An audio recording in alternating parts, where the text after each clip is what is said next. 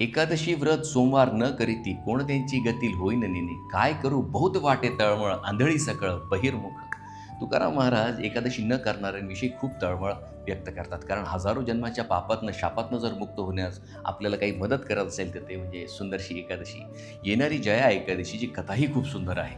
भगवान कृष्ण युधिष्ठिर महाराजांना या सुंदरशा माघ महिन्यातील शुक्ल पक्षाच्या एकादशीविषयी सांगतात.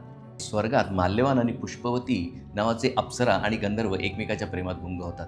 इंद्रदेवांच्या सेवेत दोघेही रुजू होतात, पण इंद्रदेवांचा एकदा त्यांच्याकडून अपमान होतो आणि रागाच्या भरात त्यांना पिशाच योनी टाकून ते पृथ्वीवर पाठवतात. बर्फात, थंडीत, भुकेने त्रस्त हे दोघेही आल अपिष्टा सहन करत होते आणि त्या दिवशी जया एकादशी होती. दुःखामुळे त्यांना अन्न पाणी काहीही घेता आले नाही. रात्रभर ते जागे राहिले आणि अजाणतेपणाने ह्या जया एकादशीचा व्रत त्यांच्याकडून झाला.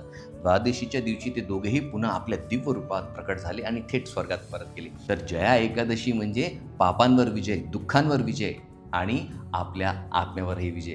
तर एकादशीला उपवास, नामस्मरण आणि भगवंताची भक्ती करायला विसरू नका, जेणेकरून जीवनातली सगळी नकारात्मकता नष्ट होईल. हरे कृष्ण.